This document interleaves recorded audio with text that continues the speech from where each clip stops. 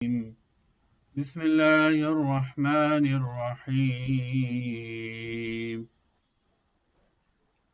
ألم نشرح لك صدرك ووضعنا عنك وزرك الذي أنقض ظهرك ورفعنا لك ذكرك فإن مع العسر يسرا إن مع العسر يسرا فإذا فرغت فانصب وإلى ربك فارغب. صدق الله العظيم وصدق رسوله النبي الكريم. تشریف کی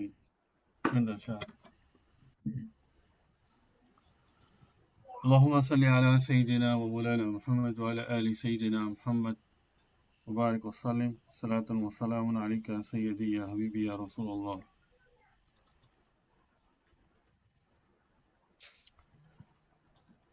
نام محمد لیا کرو دل کو روشن کیا کرو. نام محمد لیا کرو دل کو روشن کیا کرو. لے کر جام محبت کا ان کے کرم سے پیا کرو. نام محمد نام محمد لیا کرو دل کو روشن کیا کرو. دے کر جام محبت کا ان کے کرم سے پیا کرو. نام محمد خالق اور ملائک سارے پڑھے درود نبی پر. رب کو اگر خوش کرنا چاہو سنو توجہ دے کر. کام یہ تم بھی کیا کرو کام یہ تم بھی کیا کرو. نام محمد لیا کرو لے کر جام محبت کا ان کے کرم سے پیا کرو. نام محمد ہر آفت ٹل جائے گی سر سے دور بلائیں ہوگی. دنیا میں جتنی ہے جفائیں سب ہی وفائیں ہوگی. ان کی دہائی دیا کرو ان کی دہائی دیا کرو. نام محمد لیا کرو لے کر جام محبت کا ان کے کرم سے پیا کرو. نام محمد کرو اطاعت کرو اطاعت دل سے ان کی. بنو خدا کے بندے ان کے عشق کو دل میں بسا کر. چھوڑ دو سارے دھندے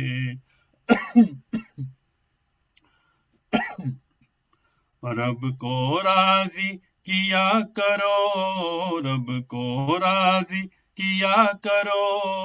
نام محمد لیا کرو لے کر جام محبت کا ان کے کرم سے پیا کرو.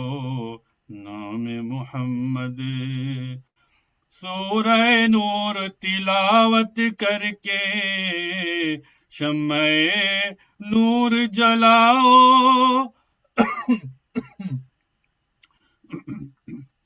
ان کے نور کا تذکرہ کر کے دنیا کو چمکاؤ، سورہ نور تلاوت کر کے شمع نور جلاؤ، ان کے نور کا تذکرہ کر کے دنیا کو چمکاؤ، تاریکی میں ضیا کرو، تاریکی میں ضیا کرو، نام محمد لیا کرو، لے کر جام محبت کا ان کے کرم سے پیا کرو، نام محمد، نعت نبی کی نور دلوں کا اور چہروں کا غازہ، پڑھ پڑھ نعت ریاض نبی کی، دل رکھ اپنا تازہ، یوں دنیا میں جیا کرو، یوں دنیا میں جیا کرو، نام محمد لیا کرو، لے کر جام محبت کا ان کے کرم سے پیا کرو، نام محمد، نام محمد لیا کرو، دل کو روشن کیا کرو، لے کر جام محبت کا ان کے کرم سے پیا کرو، صلی اللہ علیہ سیدنا محمد وعلی آلہ بیت وصحبہ وبارک وسلم۔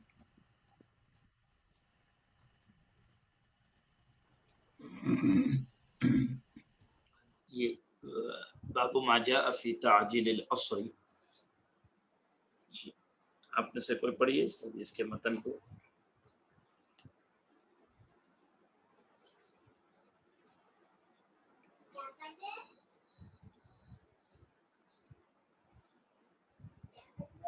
جی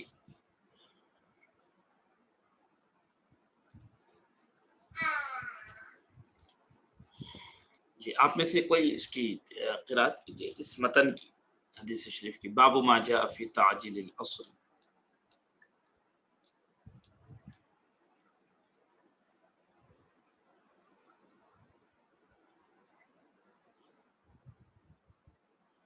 تم چلیے میں ہی پڑھ دیتا ہوں۔ اچھا میں ہی پڑھ، عصر کی نماز جلدی ادا کرنا۔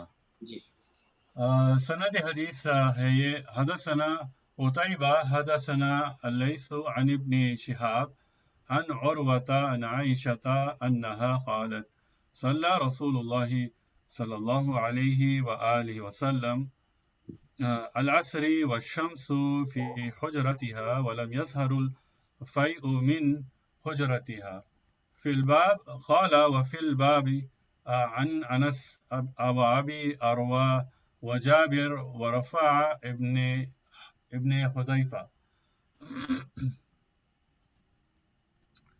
قال أبو عيسى حديث عائشة حديث حسن صحيح.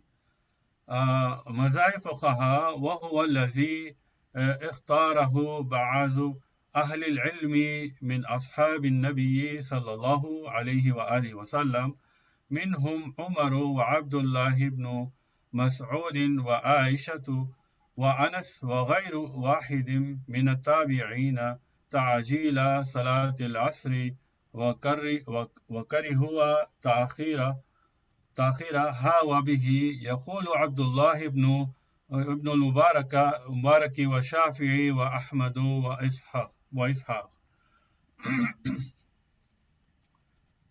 سیدہ عائشہ صدیقہ رضی اللہ تعالی عنہا بیان کرتی ہیں کہ نبی اکرم صلی اللہ علیہ وآلہ وسلم عصر کی نماز ادا کر لیتے تھے جبکہ دھوپ ابھی سیدہ عائشہ رضی اللہ تعالی عنہا کے حجرے میں ہوتی تھی اور ان کے حجرے سے سایہ نہیں ڈھلا ہوتا تھا۔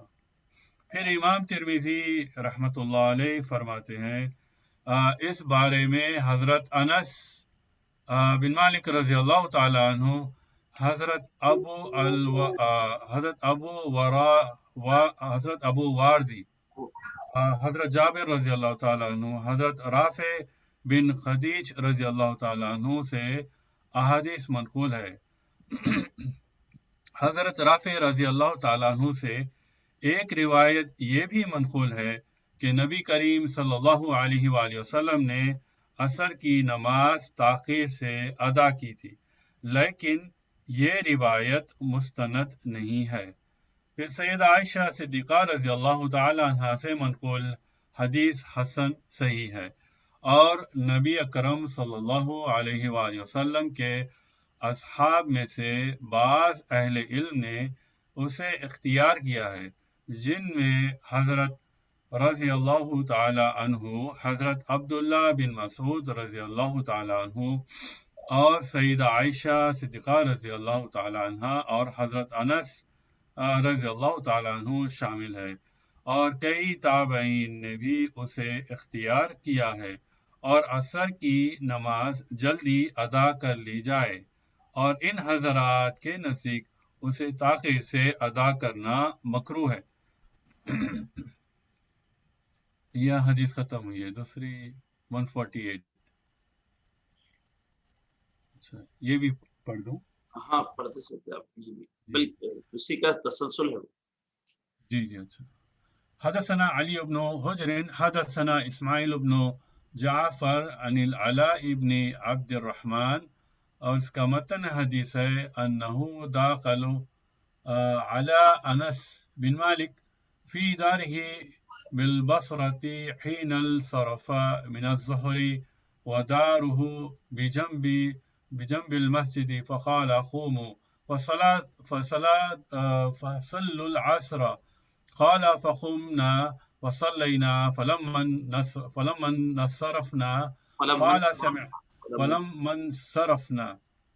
قال سمعت رسول الله صلى الله عليه وآله وسلم يقول تلك صلاة المنافق يجلس يرقب الشمس حتى إذا كانت بين قرن الشيطان قام فنخر أربعا لا يذكر الله فيها إلا خليلا۔ حدیث ہے قال ابو عیسیٰ ھذا حدیث حسن صحیح۔ پھر علی بن عبد الرحمن بیان کرتے ہیں، اور وہ حضرت حسن بن مالک رضی اللہ تعالیٰ عنہ کے ہاں گئے، اور ان کے اس گھر میں جو بصرہ میں تھا۔ یہ اس وقت کی بات ہے جب وہ ظہر پڑھ کر آئے تھے، اور حضرت انس رضی اللہ تعالیٰ عنہ کا گھر مسجد کے پہلو میں تھا۔ جب عصر کا وقت ہوا تو حضرت انس رضی اللہ تعالیٰ عنہ نے فرمایا اٹھو اور عصر کی نماز ادا کر لو۔ تو راوی کہتے ہیں ہم اٹھے اور ہم نے نماز ادا کر لی۔ جب ہم نماز پڑھ کر فارغ ہوئے تو انہوں نے فرمایا میں نبی اکرم صلی اللہ علیہ وآلہ وسلم کو یہ ارشاد فرماتے ہوئے سنا ہے، منافق کی نماز ہوتی ہے وہ سورج کی طرف دیکھتا رہتا ہے یہاں تک کہ جب وہ شیطان کے دو سنگوں کے درمیان پہنچ جاتا ہے تو وہ کھڑا ہوتا ہے اور 4 مرتبہ زمین پر ٹکر مار لیتا ہے، اور وہ اس نماز میں صرف تھوڑا سا اللہ سبحانہ وتعالیٰ کا ذکر کرتا ہے۔ پھر امام ترمذی رحمۃ اللہ علیہ فرماتے ہیں یہ حدیث حسن صحیح ہے۔ اللهم صل وسلم على سيدنا ونبينا مولانا محمد وعلى اصحابه اجمعين۔ باب ما جاء في تعجيل العصر بالسند المتصل منا الى سيدنا الامام الترمذي رحمه الله تعالى۔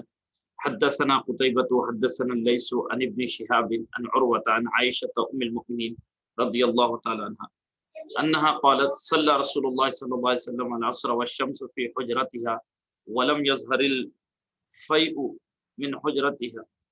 یہ امام ترمذی پہلا باب قائم کر رہے، پہلے یہ حدیث، اب چونکہ نماز کے اوقات مستحبہ کا ذکر ہو رہا ہے کہ نماز کون سے وقت پڑھنا افضل ہے اور کون سا وقت جو ہے مستحب ہے، افضل وقت کون سا ہے۔ پہلے نماز کے اوقات کا بیان گزرا، اب نماز کے افضل وقت کا بیان ہے۔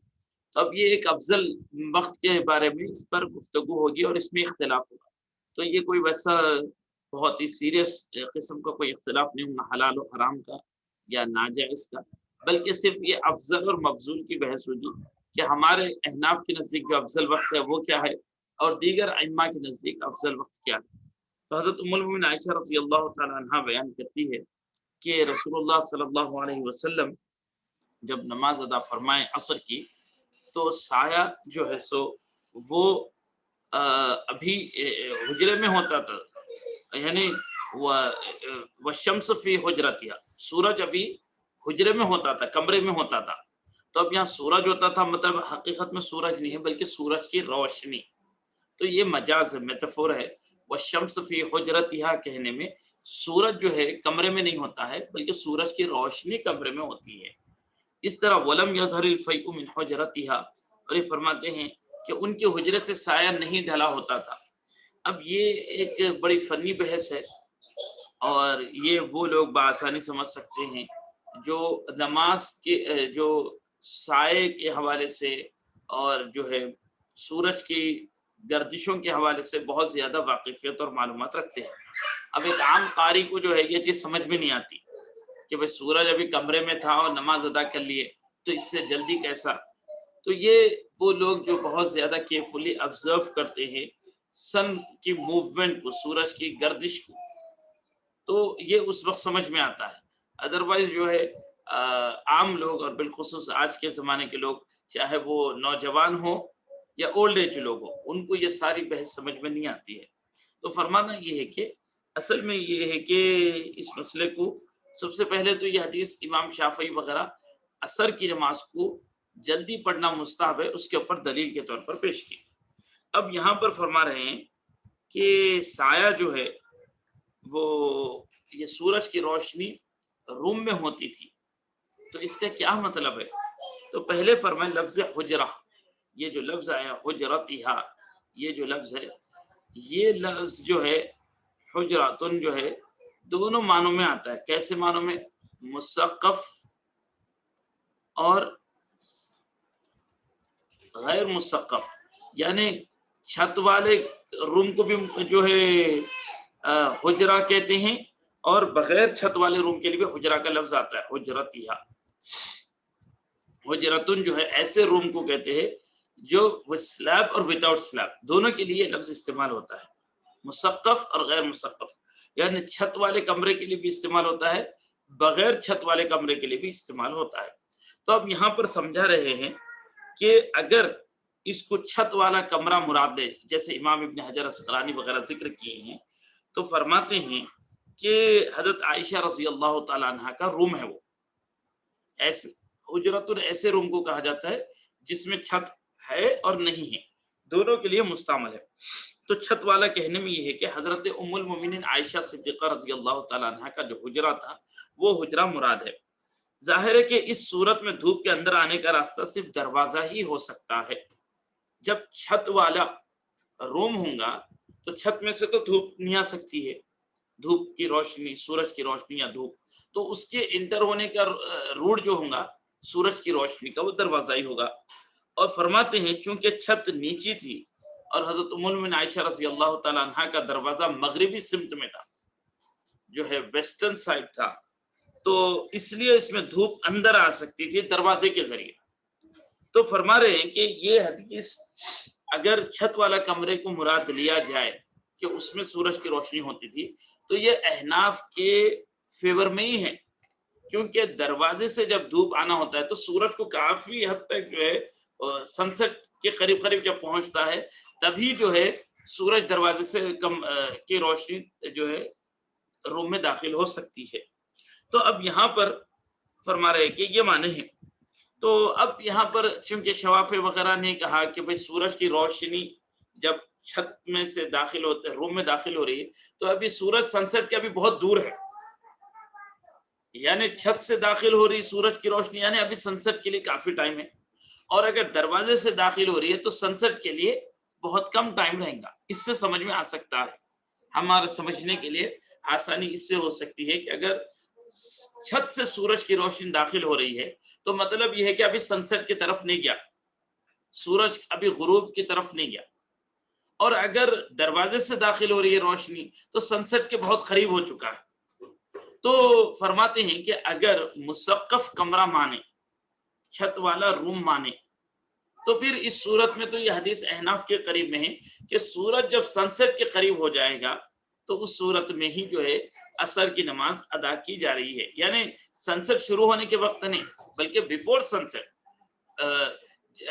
کلوز ٹو سن سیٹ سمجھیے.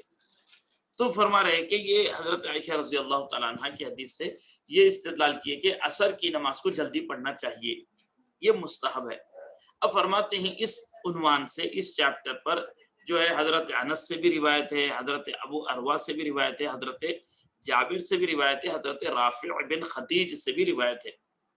تو اب فرما رہے امام ترمذی رحمۃ اللہ علیہ کہ حضرت رافع سے بھی روایت ہے فی تاخیر العصر، عصر کی نماز کو تھوڑا سا ڈیلے کر کے پڑھنے پر.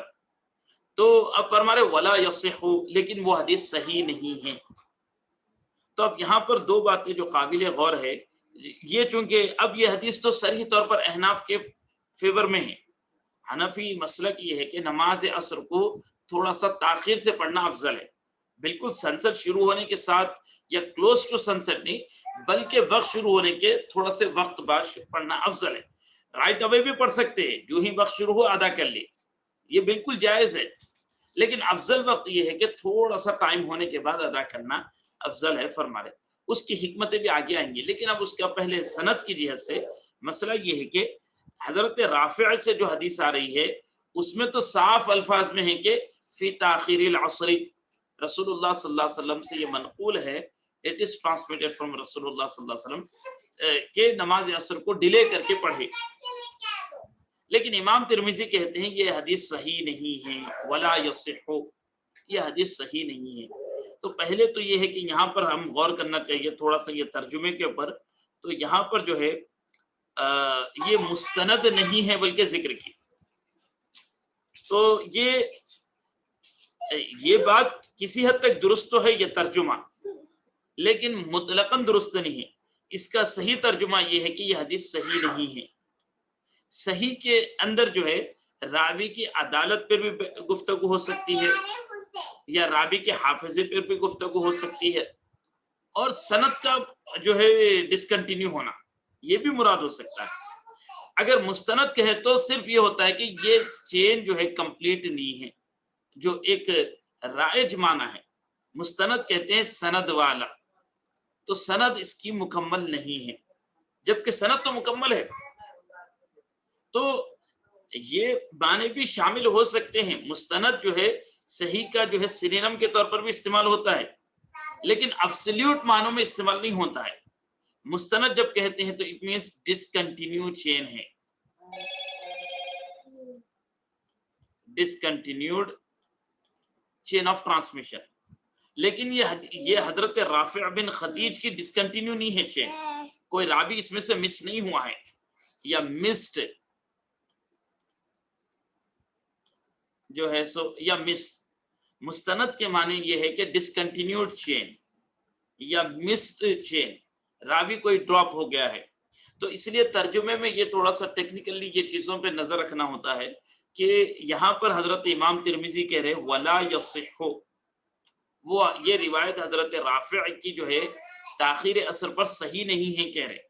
تو اس کا ترجمہ یہی ہونا چاہیے لیکن یہ روایت صحیح نہیں ہے، بجائے اس کے کہ یہ روایت مستند نہیں ہے، کیونکہ حضرت رافع بن خدیج کی روایت سے کوئی راوی ڈراپ یا مس نہیں ہوا، چین تو کمپلیٹ ہے، کنٹینیوڈ چین ہے.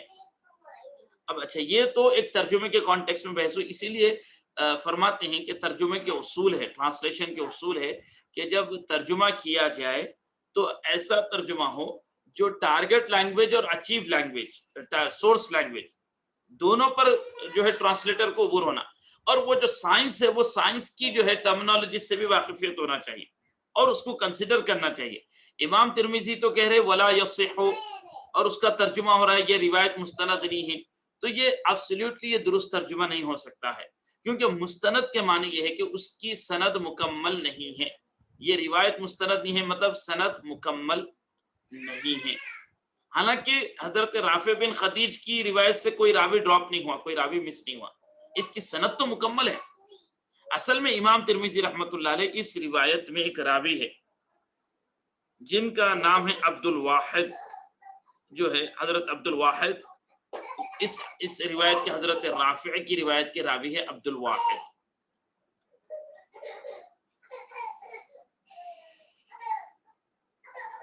عبد الواحد، یہ عبد الواحد راوی کو امام ترمذی جو ہے ان کے اوپر امام ترمذی رحمۃ اللہ علیہ جو ہے اس راوی کو ضعیف سمجھتے ہیں۔ تو سند کے اعتبار سے یہ حدیث صحیح نہیں ہے، بلکہ جو ہے عدالت بھی نہیں بلکہ ضبط کے اعتبار سے امام ترمذی کے نزدیک یہ روایت صحیح نہیں ہے۔ ضبط کے کانٹیکس میں یہ روایت امام ترمذی کے نزدیک صحیح نہیں ہے۔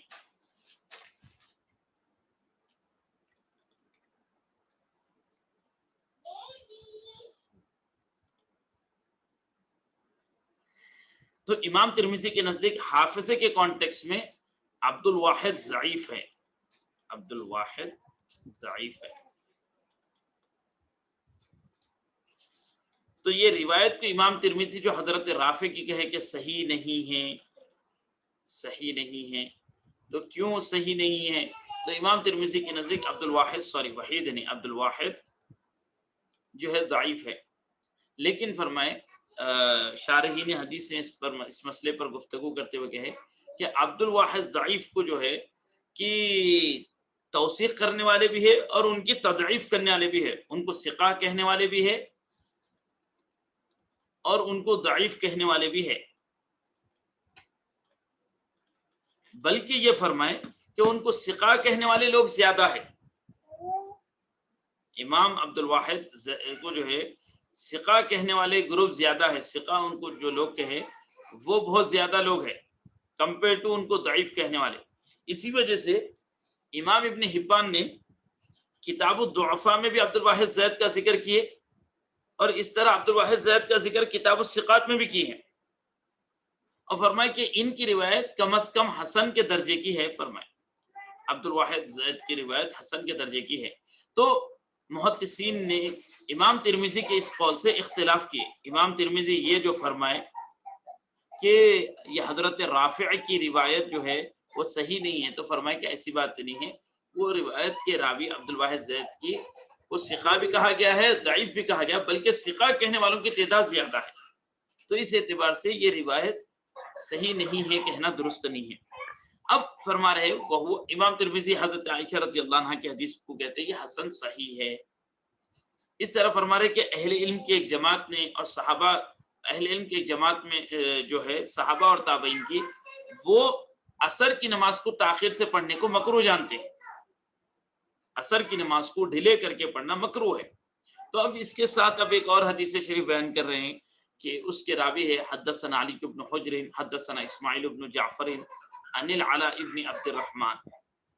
حضرت علی بن حجر کہتے ہیں ہم کو بیان کی، امام ترمذی کہتے ہیں، وہ کہتے ہیں ہم کو بیان کی اسماعیل بن جعفر، اور وہ کہتے ہیں ہم کو جو ہے وہ کہتے ہیں علاء بن عبد الرحمن نے بیان کیا کہ وہ علاء بن عبد الرحمن کہتے ہیں ہم حضرت انس بن مالک رضی اللہ عنہ کے پاس گئے، اور آپ کا گھر اس وقت بصرہ میں تھا، اور آپ حین انصرف من الظہر، جب وہ ظہر کی نماز پڑھ کر نکلے، اور حضرت انس کا گھر جو ہے وہ مسجد سے بالکل لگ کر تھا، تو آپ نے جو ہے اپنے جو پاس حلقہ موجود تھا ان کو کہے قوموا فصلوا علی الصلاۃ، تم لوگ اٹھو اور نماز عصر پڑھو۔ تو حضرت علاء بن عبد الرحمن کہتے ہیں حضرت انس کے شاگردوں میں سے ہم اٹھے اور نماز عصر ادا کیے۔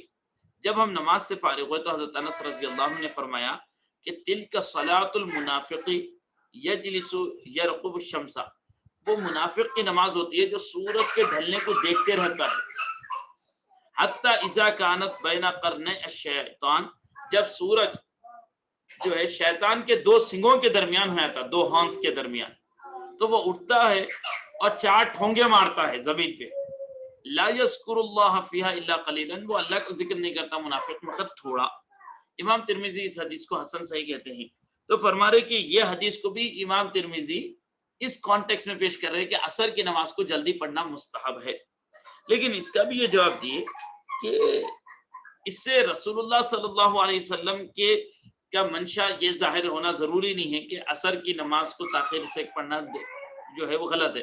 اور اگر منافق کی نماز کا بھی معاملہ لے لیا جائے تو منافق کی نماز سے مطلب یہ ہے کہ منافق جو ہے پورا سورج کے اندر پلساہٹ یلوئش ہونے کے بعد پڑتا ہے، تو ایسی تاخیر احناف کے نزدیک بھی مکروہ ہے کہ سنسٹ شروع ہونے کے بعد سورج کے اندر جو ہے یلوئشنس اور پلساہٹ پیدا ہونے کے بعد نماز ادا کرنا احناف کے نزدیک بھی مکروہ ہے.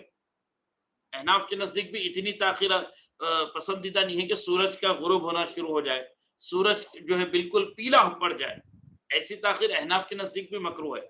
تو ایسی تاخیر جس میں سورج کا غروب ہونا شروع ہو جائے تو اس وقت یہ ہوتا ہے کہ شیطان کیا کرتا ہے، سورج کی جو لوگ پرستش کرتے پوجا کرتے ہیں ان کو اپنا پرستش کرنے والا بتانے کے لیے اپنے دو سنگوں کے ساتھ سورج کے درمیان چلے جاتا ہے، یعنی اس کے سر کے دو سنگوں کو سورج کے درمیان رکھتا ہے، یعنی سورج اس کے دو سنگوں کے درمیان ہوتا ہے، بیچ میں سورج اور دو سنگ.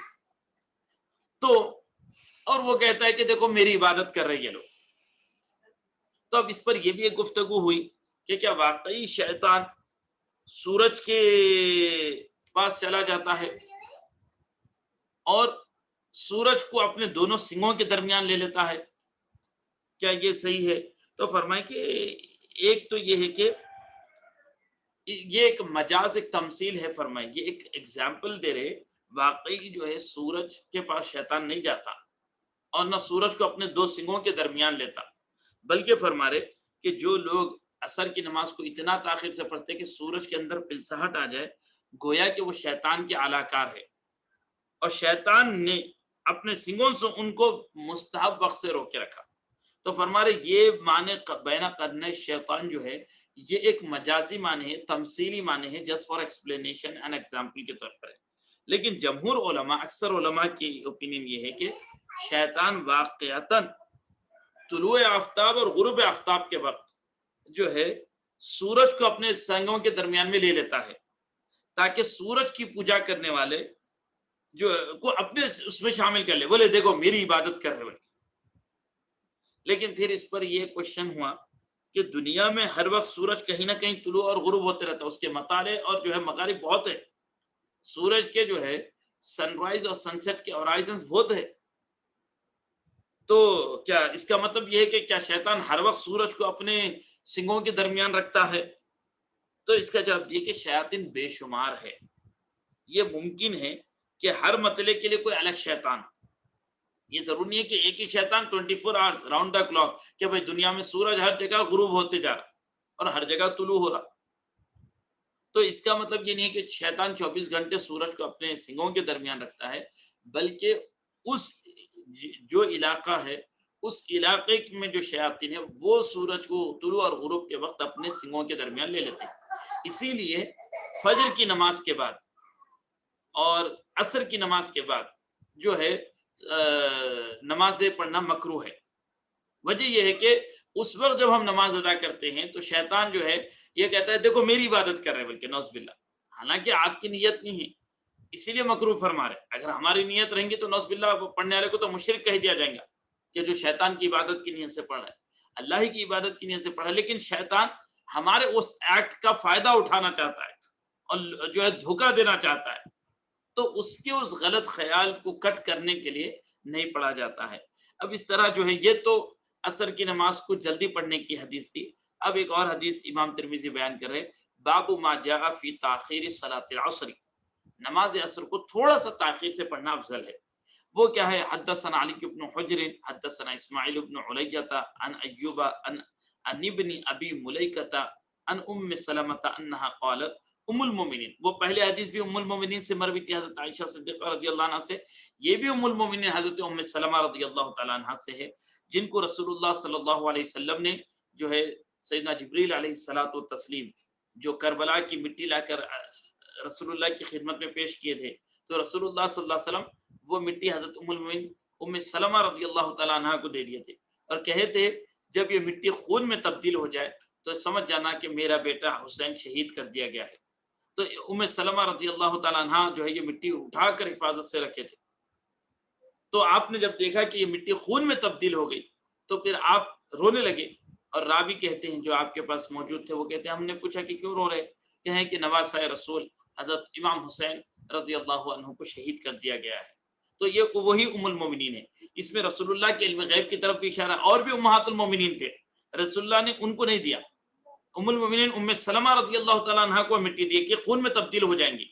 تو رسول اللہ صلی اللہ علیہ وسلم یہ بھی جانتے تھے کہ امام حسین کی شہادت کے وقت ام سلمہ رضی اللہ عنہ باحیات ہوں گے، اسی لیے آپ کو عطا فرمائے، اور بھی دیگر امہات المومنین کو دے سکتے تھے کہ یہ مٹی جب خون میں تبدیل ہو جائے تو جو ہے حسین ابن علی میرے شہزادے حسین شہید کر دیے جائیں گے، لیکن حضرت ام سلمہ رضی اللہ تعالیٰ عنہ کو دینے کی علماء یہ حکمت بیان فرماتے ہیں کہ ام سلمہ رضی اللہ تعالیٰ عنہ اس وقت باحیات رہیں گی، اسی لیے حضرت ام سلمہ رضی اللہ تعالیٰ عنہ کو دی۔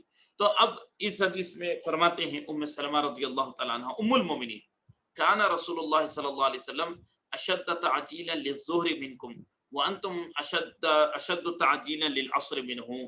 حضرت ام المومنین سیدہ ام سلمہ بیان کرتی ہیں کہ نبی کریم صلی اللہ علیہ وسلم تمہاری بنسبت جلدی ظہر کی نماز ادا کر لیا کرتے تھے، اور تم لوگ نبی کریم صلی اللہ علیہ وسلم سے زیادہ جلدی عصر کی نماز ادا کر لیتے ہو۔ یہ تابعین کو خطاب ہے، تو اس میں جو ہے عصر کی نماز کو تاخیر سے پڑھنے کی فضیلت ہے۔ اور پھر کہتے ہیں امام ترمذی کہ وقد روی ھذا الحدیث عن اسماعیل ابن علیۃ عن ابن جریج عن ابی ملیکۃ عن ام سلمۃ نحوہ، کہتے ہیں کہ یہ حدیث جو ہے اس سند سے بھی مروی ہے۔ ووجدت فی کتابی، اور امام ترمذی کہتے ہیں کہ یہی روایت جو ہے ایک اور سند سے بھی مروی ہے، وہ سند کے ہمراہ جو ہے ابن جریج سے منقول ہے، اور یہ زیادہ مستند ہے۔ آپ کہتے ہیں وہذا اصح، یہ زیادہ صحیح ہے۔ تو اب اگر آپ غور کریں گے، تاخیر عصر کی روایت کو امام ترمذی اصح فرما رہے ہیں، اصح، اور تعجیل کی روایت کو جس میں جلدی پڑھنا ہے اس کی وہ روایتوں کو حسن صحیح کہہ رہے ہیں۔ دیکھیے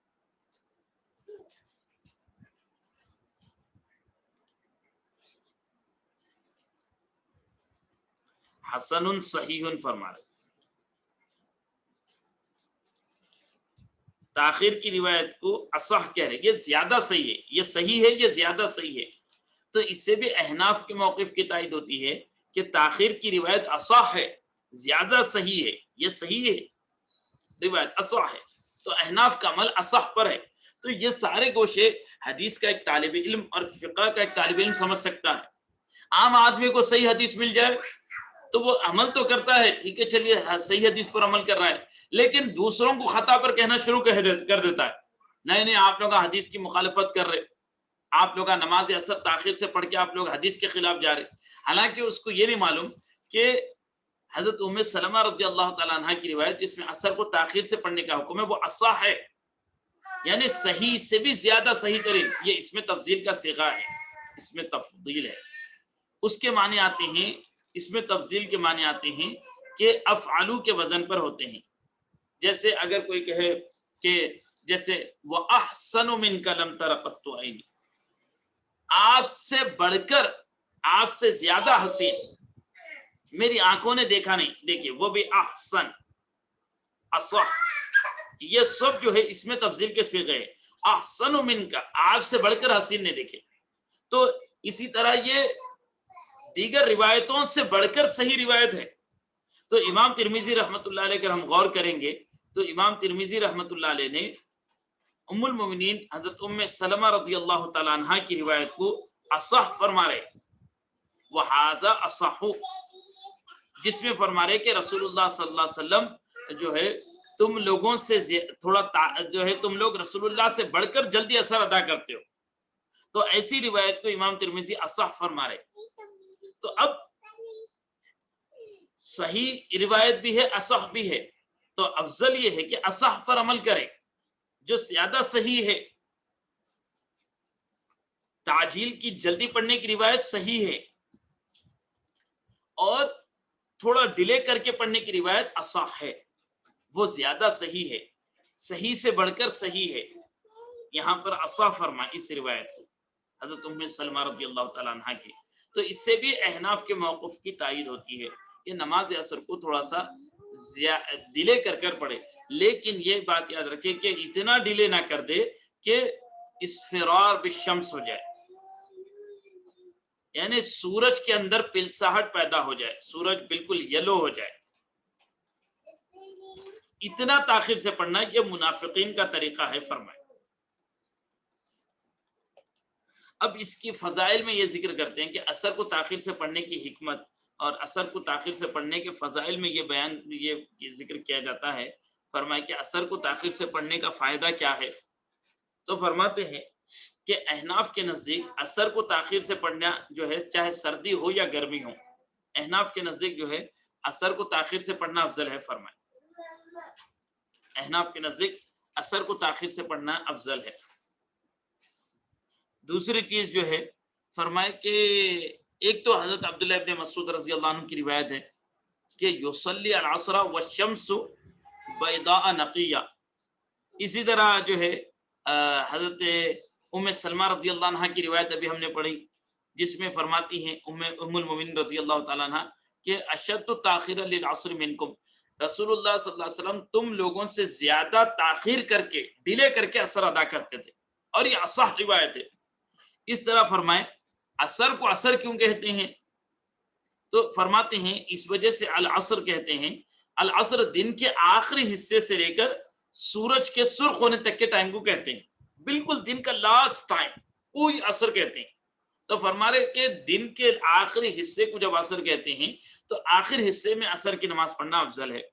مزید ایک دلیل یہ بھی ہے اس نماز کو تاخیر سے ادا کرنے میں نوافل کی کثرت ہو سکتی ہے، کیونکہ عصر کی نماز پڑھ کے تو نوافل نہیں پڑھ سکتے، تو عصر کو اگر تاخیر سے پڑھیں گے تو اس سے پہلے زیادہ نوافل پڑھ لے سکتے ہیں۔ عصر کو اگر تھوڑا ڈیلے کر پڑھیں گے تو بیفور پریئنگ عصر صلاح جو ہے نوافل کو زیادہ پڑھ سکتے ہیں۔ اگر عصر کو ارلی ٹائم میں پڑھ لیے تو اس کے بعد سے تو نوافل پڑھنا منع ہے، تو پھر نوافل نہیں ادا ہو سکتے، لیکن اگر عصر کو تھوڑا سا ڈیلے کر پڑھیں گے تو بیفور پریئنگ عصر صلاح دا فرض آف عصر ہم جو ہے نوافل کو پڑھ سکتے ہیں۔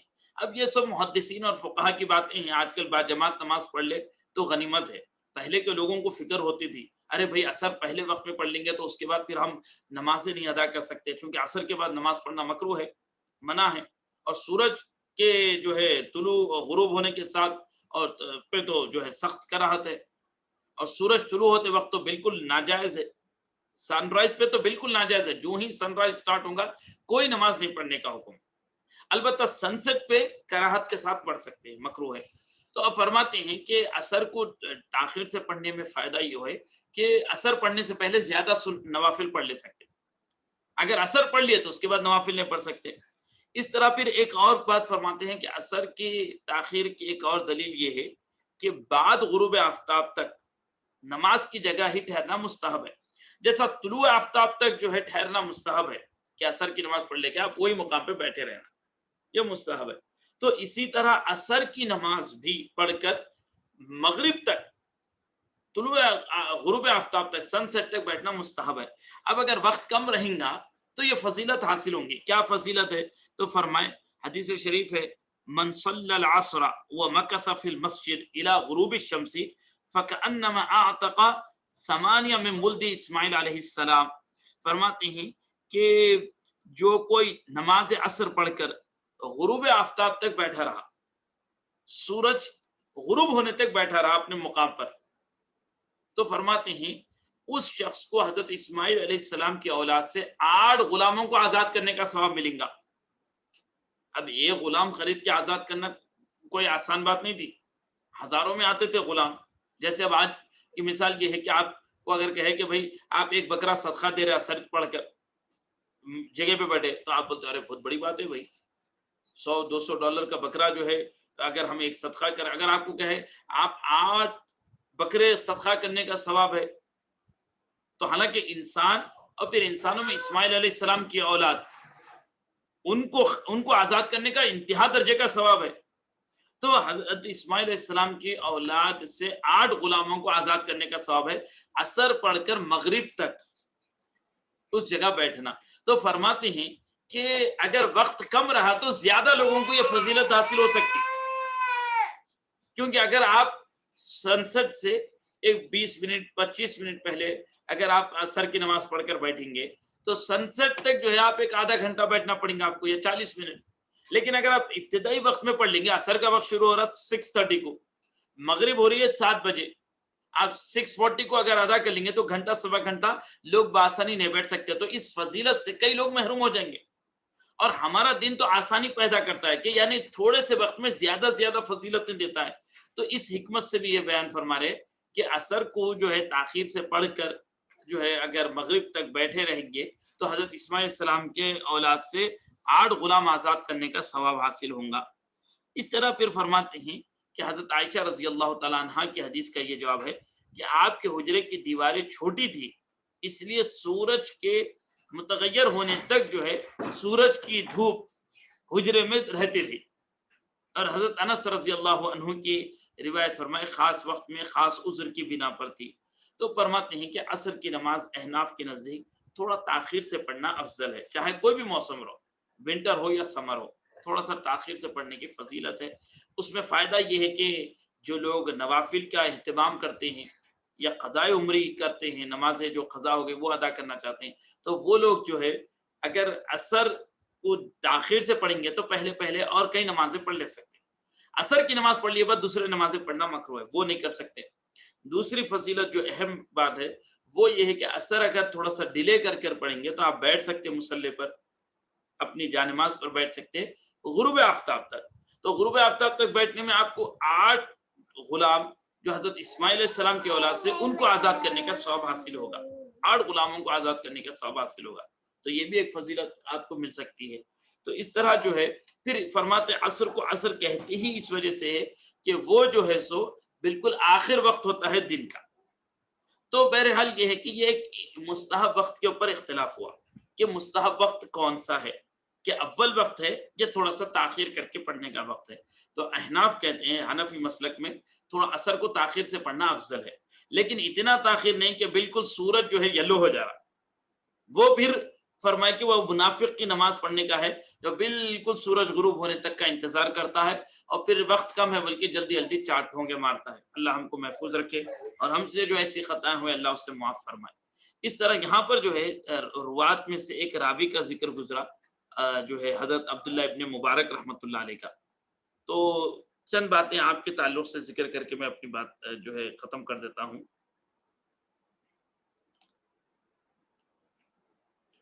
हजरत अब्दुल्ला इब्न मुबारक रहमतुल्लाह अलैह ये जो है सो बड़े जल कद्र मुहद्दिस है हजरत अब्दुल्ला इब्न मुबारक, और ये इमाम आज़म अबू हनीफा के स्टूडेंट होते हैं। आपको अमीरुल मोमिनीन फिल हदीस कहा गया और ये वो टाइटल है मुहद्दिसीन के दरमियान जो सबसे टॉप रैंक के मुहद्दिस को कहा जाता है, यानी बिल्कुल आज लीडर ऑफ मुहद्दिसीन। तो ये अमीरुल मोमिनीन का टाइटल आपको दिया गया। ये टाइटल इमाम बुखारी को भी दिया गया, अमीरुल मोमिनीन फिल हदीस। इस तरह ये टाइटल जो है हजरत सुफियान सौरी को भी दिया गया, अमीरुल मोमिनीन फिल हदीस। तो ये बिल्कुल जो है टॉप रैंक के मुहद्दिसीन को कहा जाता है, इसके ऊपर कोई और रैंक नहीं है। जैसे मुहद्दिस भी एक टाइटल है, हुज्जत भी एक टाइटल है, हाफिज भी एक टाइटल है मुहद्दिसीन का, लेकिन अमीरुल मोमिनीन बिल्कुल A++ बिल्कुल सबसे टॉप रैंक के टाइटल के मुहद्दिसीन को कहा जाता है। तो हजरत अब्दुल्ला इब्न मुबारक रहमतुल्लाह अलैह ये बहुत जलकद्र मुहद्दिस है, इमाम आज़म अबू हनीफा रहमतुल्लाह अलैह के शागिर्द है अब्दुल्ला इब्न मुबारक। और हजरत अब्दुल्ला इब्न मुबारक रहमतुल्लाह अलैह की बड़ी प्यारी गुफ्तगू है कि इससे पहले भी मैं जिक्र किया था, जो है अल जुलूस फी बैतिही, कसरत से अपने घर में रुके रहते थे हजरत अब्दुल्ला इब्न मुबारक रहमतुल्लाह अलैह, बाहर ज्यादा नहीं निकलते थे, अकेले घर पर ही रिस्टे करते थे। तो हजरत अब्दुल्ला इब्न मुबारक रहमतुल्लाह अलैह से पूछा गया अल्लाह तस्तौहिश, क्या आपको वहशत नहीं होती, सफोकेशन नहीं होता बिल्कुल अकेले घर में रहने से, क्या आपको बेचैनी नहीं होती? तो फ़क़ाल मिन ऐन अंत, सॉरी हजरत अब्दुल्ला इब्न मुबारक ने कहा कैफ़ अस्तौहिश, कैसे मेरे को वहशत होगी, व अना मअन नबी सल्लल्लाहु अलैहि वसल्लम व अस्हाबिही, मैं रसूलुल्लाह सल्लल्लाहु अलैहि वसल्लम और सहाबा के साथ होता हूँ। एक तो ये है कि कश्फ से हजरत अब्दुल्ला इब्न मुबारक रहमतुल्लाह अलैह को जो है हमेशा की हुजूरी हासिल थी रसूलुल्लाह सल्लल्लाहु अलैहि वसल्लम और सहाबा की मजलिस की। और दूसरा ये कौल है کہ چونکہ حدیث کے کام میں لگے رہتے تھے آپ، احادیث شریفہ کو لکھنا، یاد کرنا، پڑھنا، حدیثوں کے ڈفرنٹ طرق کو جمع کرنا، ایک حدیث کتنے چین آف ٹرانسمیشن سے آ رہی ہے، حدیث کے معنی پر غور کرنا، اس کے لیے لغات کو دیکھنا، مطلب بہرحال حدیث شریف کے ریسرچ کرتے رہتے تھے۔ تو آپ کہتے ہیں کہ حدیث شریف کے کام میں مصروف رہنا کا مطلب یہ ہے کہ رسول اللہ صلی اللہ علیہ وسلم اور صحابہ کے ساتھ رہنا ہے۔ تو یہ جو ہماری حدیث کی نشستیں ہوتی ہے، یہ اسپرچولی رسول اللہ صلی اللہ علیہ وسلم اور صحابہ کے ساتھ ہوتی ہے مجلسیں۔ یہ مجلسوں کی برکتیں جو ہے حاصل ہوں گی اسپرچولی۔ جب ہم حدیث کی مجلس میں ہوتے ہیں، سیشن میں ہوتے ہیں، تو رسول اللہ صلی اللہ علیہ وسلم صحابہ کے ساتھ ہوتے ہیں۔ دوسری چیز یہ ہے، حضرت عبداللہ ابن مبارک رحمۃ اللہ علیہ کے بارے میں آیا کہ حضرت عبداللہ ابن مبارک کے بارے میں آیا کہ جمع عبداللہ الحدیث، حضرت عبداللہ ابن مبارک نے حدیث کو، فقہ کو، عربیت کو، ایام الناس، لوگوں کے حالات کو، بہادری کو، سخاوت کو، تجارت کو اور اختلاف کے وقت محبت کو جو ہے اپنا شیوہ بنا لیے تھے۔ یہ سارے کوالٹیز حضرت عبداللہ ابن مبارک میں تھے۔ اور آپ کے اخلاص کا ایک واقعہ یہ ہے کہ آپ 4 مہینے جو ہے تجارت کرتے تھے، بزنس، ٹریڈ، 4 مہینے جو ہے رومیوں سے جہاد کرتے تھے، رومنس کے ساتھ آپ جنگ کرتے تھے، اور 4 مہینے حدیث شریف کا درس دیتے تھے۔ تو حضرت عبداللہ ابن مبارک رحمۃ اللہ علیہ جب روم کی سرحد پر، بارڈرز پر جاتے تھے جنگ کے لیے، تو راستے میں ایک جگہ اسٹے کرتے تھے۔ ایک حدیث شریف کا پڑھنے کا شوقین طالب علم آ کے آپ کے پاس حدیث پڑھتا تھا، ایک حدیث شریف سے کا شوق رکھنے والا طالب علم آپ کے پاس حدیث شریف پڑھتا تھا۔ تو ایک موقع پر حضرت عبداللہ ابن مبارک رحمۃ اللہ علیہ وہاں گئے، جا رہے تھے، تو راستے میں جیسے ایز یوزول ہمیشہ اسٹے کرتے تھے، رکے تھے لے اوور کی وہاں پر، لیکن وہ اسٹوڈنٹ آیا نہیں۔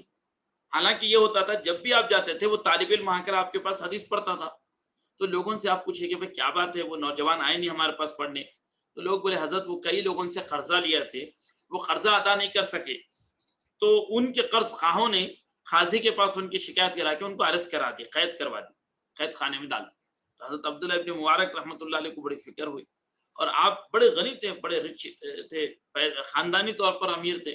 آپ فوراً گئے، معلومات کر کے جتنا جو قرض تھا وہ پورا قرض آپ اپنی پاکٹ سے ادا کر دی اپنے اسٹوڈنٹ کا، اور پھر واپس آ گئے۔ اور جب آپ کا ٹائم ختم ہو گیا تو آپ نکل گئے۔ تو وہ جو لوگوں کو قرض مل گیا وہ لوگ قاضی کے پاس جا کر بیان دے دیے کہ بھئی ہمارا قرض حاصل ہو گیا۔ تو قاضی فرمان جاری کر دیے کہ بھئی وہ نوجوان کو رہا کر دو۔ جب قرض داروں کو قرض مل گیا تو وہ نوجوان کو قید میں رکھنے کا کیا مقصد، رہا کر دی۔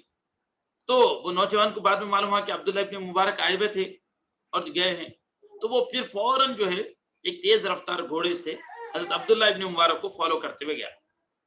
تو کچھ منزلیں حضرت جو ہے، کچھ بول سکتے اسٹیشنز پاس کر چکے تھے، گزر چکے تھے، وہ نوجوان سے ملیا، وہ نوجوان پہنچا۔ آپ بولے ارے کہاں تھے بھائی اتنے دن، ہم آئے تھے وہاں رکے تم آئے نہیں۔ تو وہ نوجوان بولا میرا پر ایسا قرض ہو گیا تھا۔ اچھا قرض ہو گیا تھا، پھر؟ بولے کوئی اللہ کے نیک بندے نے میرا پورا قرض ادا کر دیے تو قاضی نے مجھے آزاد کر دیا۔ حالانکہ وہ عبداللہ ابن مبارک رحمۃ اللہ علیہ تھے، لیکن حضرت یہ ظاہر ہی نہیں کرے، ڈسکلوز ہی نہیں کرے۔ یعنی اخلاص کا یہ عالم ہے کہ ایک تو پہلے تو شاگرد کا قرض ادا کرے اور پورا قرض ادا کرے تاکہ وہ رہا ہو جائے، اور دوسری چیز سخاوت ایسی، اور دوسری چیز ایسا ہے کہ اخلاص کا عالم یہ ہے کہ اس نوجوان کو انفارم تک نہیں کرے، بولے تک نہیں ارے میں آپ کا قرض ادا کرا بھائی، بلکہ وہ بھی چھپا دیا اور وہ نوجوان کو معلوم بھی نہیں ہوا۔ بتاتے ہیں حضرت عبداللہ ابن مبارک کے انتقال کے بعد وہ نوجوان واقف ہوا کہ بھئی اس کا قرضہ پورا جو ہے حضرت عبداللہ ابن مبارک نے کلیئر کیا تھا۔ تو محدثین حدیث کے ماہر ہونے کے ساتھ ساتھ، فقہ کے ماہر ہونے کے ساتھ ساتھ ایسے اعلیٰ اخلاق کے حامل ہوتے تھے، سخاوت ایسی ہوتی تھی کہ پورا قرض ادا کر دیا اس نوجوان کا۔ اور اخلاص کا عالم یہ ہے کہ اس کو انفارم نہیں کیے۔ ہمارا یہ حال رہتا کہ ہم کرے تو ڈائریکٹلی نہ صحیح انڈائریکٹلی نالج میں لا دیتے، بول دیتے آپ ان کے اوپر جو قرضہ تھا میں ادا کرا، بلکہ 4 لوگوں کو بول دیتے بہت پریشان تھے بھائی، انہوں میں دیکھا، ہمدردی کرا، ترس آیا، پریشان ہے، بی بچہ لے، لہٰذا میں ادا کر دیا۔ اب ہم صرف شیئر کر رہے بولتے ہیں، لیکن اندر ہمارے کہیں نہ کہیں کچھ ایسے ڈیزیز ہوتے ہیں شو آف کے، یا وہ نہیں بھی کرے تو ڈائریکٹلی بول دیتے ہاں بھائی میں آپ کا قرض ادا کر دیا، نہیں کوئی بات نہیں، شکریہ کی کوئی بات نہیں، بلکہ بولتے۔ لیکن وہ لوگوں کا اخلاص ایسا تھا وہ ظاہر بھی نہیں کرتے تھے تاکہ عند اللہ ہماری نیکی، ہمارا اجر ضائع نہ ہو جائے۔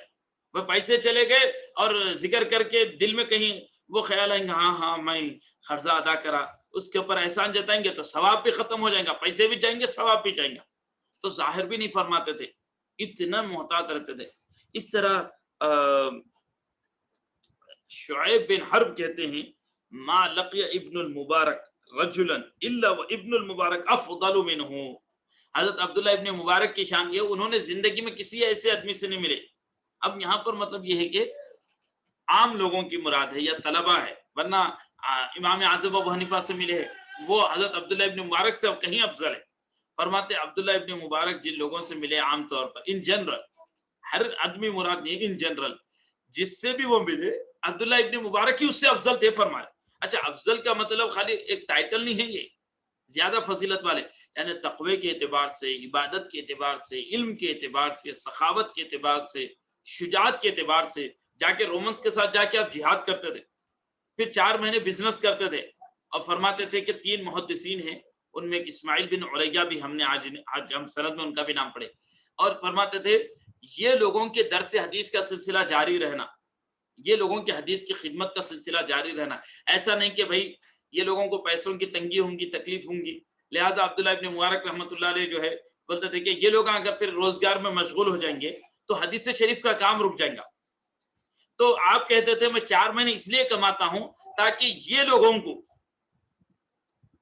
لوگوں کے اخراجات میں جو ہے کوئی رکاوٹ نہیں آنا. میں ایسی نظر پیش کر دوں ان لوگوں کو تاکہ یہ لوگ بالکل پیس آف مائنڈ کے ساتھ، کمپلیٹ کنسنٹریشن کے ساتھ حدیث شریف کی جو ہے ریسرچ کا کام ہو یا حدیث شریف کی ٹیچنگ کا کام ہو وہ جاری رکھے. بلکہ امام غزالی نے مکاشفۃ القلوب میں ذکر فرمایا عبداللہ ابن مبارک رحمۃ اللہ علیہ اپنی نظر صرف علماء اور طلباء کو دیتے تھے، کامن لوگوں کو نہیں دیتے تھے. زیادہ جو بھی مالی مدد ہوتی تھی اہل علم کی مدد کرتے تھے. لوگ پوچھے ارے بھائی آپ عام لوگوں کی زیادہ مدد نہیں کرتے، صرف اہل علم کی کیوں کنٹریبیوٹ کرتے، ان کو اچھے اچھے نذرانے کیوں پیش کرتے؟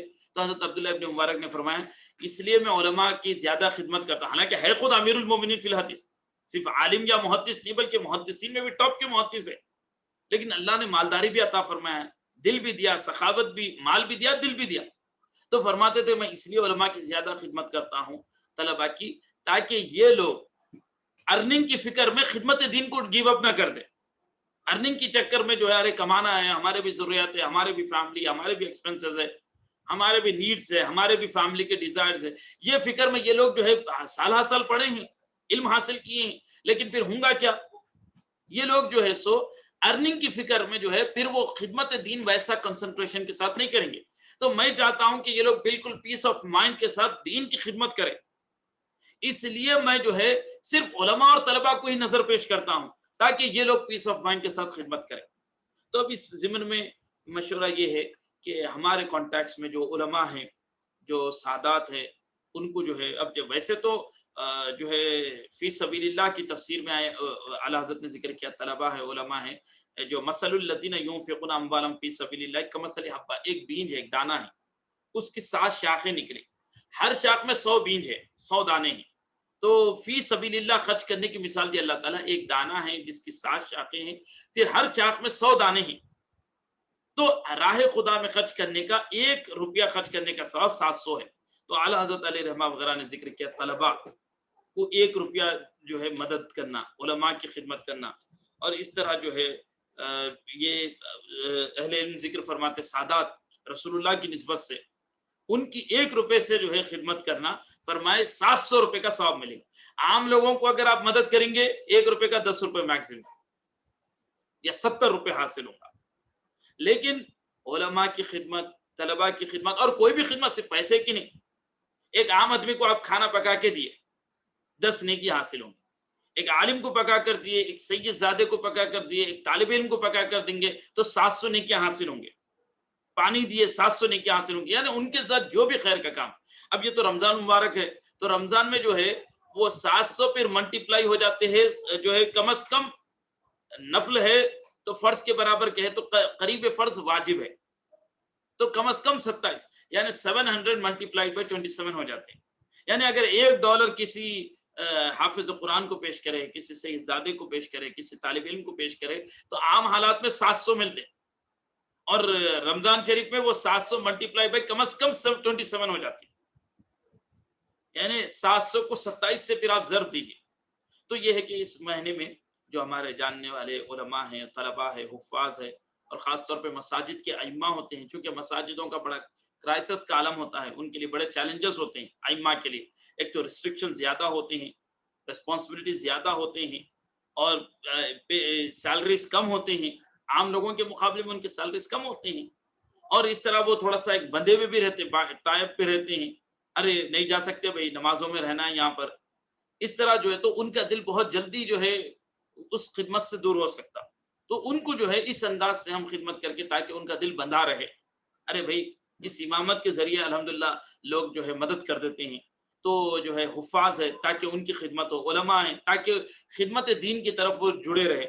اس طرح جو ہے جو ہم میں جو انڈیا پاکستان کے لوگ ہیں، ہمارے اپنے نیٹو علاقوں میں، ہمارے اپنے آبائی علاقے ہیں، یا ہمارے اپنے شہروں میں جو ہمارے اپنے مقامی مساجد ہے، یا وہاں کے مدارس ہے، سنی مساجد مدارس، وہاں کے ائمہ ہیں، مؤذنین ہیں، ان کی خدمت کی فکر کرنا چاہیے. ایک تو یہ ہے کہ اہل علم کی خدمت، سادات کی خدمت 1 روپے کا 700 روپے ہے ثواب. 1 روپیہ دیے تو 700 کا ثواب، پھر رمضان میں وہ ملٹیپلائی ہو جاتا ہے 27 سے. تو علماء کی خدمت کی فکر، جان پہچان میں جو سادات ہے. اب اس آیت کی تفسیر میں تو راست نہیں ہے، لیکن نسبت رسول کی سے، کیونکہ اللہ اور رسول کی راہ میں خرچ کرنے کا ثواب تو سادات پر جو خرچ ہوتا ہے وہ بھی رسول اللہ رسول کی نسبت سے، علماء پر جو خرچ ہو رہا ہے وہ بھی اللہ رسول کی نسبت سے. تو جو ہے زیادہ سے زیادہ فکر کرنا چاہیے اپنے جان پہچان میں، اور اپنے قریب کے مساجدوں کے ائمہ، یا پھر ہم جن علاقوں سے تعلق رکھتے ہیں ان مساجد کے ائمہ اور خطبہ کی، تاکہ یہ ہے کہ وہ حضرات جو ہے دل جمعی کے ساتھ خدمت کرے، بالکل گیو اپ نہ کر دے. کمانے کی فکر میں بالکل پورا خدمت دین کا چیپٹر کلوز ہو جا رہا ہے، صرف کمانا ہے بھائی، مہنگائی بڑھ گئی، اخراجات بڑھ گئے، کہاں سے ہوتا بھائی، امامت پہ کہاں سے ہوں گا، تقریروں میں بھی وہ نظر آنے نہیں آ رہے. لہٰذا سب چھوڑو بھائی یہ دھندا. 8 سال پڑھ کر، میں خود ان پرسنلی جانتا ہوں کہ بہت سے ایسے لوگ ہیں 8 سال 10 سال جامع نظامیہ میں پڑھ کر وہ سب ملٹی نیشنل کمپنیز میں چلے گئے. اب ان میں سے جو بعض لوگ اہل دل ہے وہ کم از کم جمعہ کی خطابت کی فریضہ انجام دے رہے ماشاءاللہ. بعض لوگ اپنی بستی کے مسجدوں میں درس قرآن وغیرہ دے رہے، لیکن بہت کم لوگ ہیں، 10 میں سے 1-2 لوگ ہیں. ادروائز جو جابوں کی طرف چلے گئے وہ پوری خدمت دین کو ختم کر دی. نہ جمعے کا درس ہو رہا ان کا، نہ درس قرآن ہے، نہ درس حدیث ہے. وہ ان کے شفٹاں ایسا چینج ہوتا ہے، ارے نہیں صاحب شفٹاں ایسا چینج ہو رہے، کوئی کام ہی نہیں ہو رہا. نہ پیسے سے کوئی کام ہو رہا، نہ ان کی علمیت سے کوئی فائدہ ہو رہا. حالانکہ یہ ہے کہ 8 سال 10 سال پڑھنے کے بعد قوم کو فائدہ پہنچانا چاہیے اپنی کنوینئنس کے ساتھ، اپنی سہولت کے ساتھ. تو ایسے لوگ جو کام کر رہے ہیں یا جن سے امید ہے کام ہو سکتا ہے، ان کی خدمت کرنا چاہیے. تو جزاکم اللہ خیر. اگر اس حوالے سے آپ کے کچھ سوالات ہیں تو آپ فرما سکتے ہیں. یعنی ہماری جو تعجیل عصر پر، یہ تو برسبیل تذکرہ یہ باتیں آ گئی ہیں بائی دا وے. اصل نماز عصر کے جلدی پڑھنے اور تاخیر سے پڑھنے کی روایت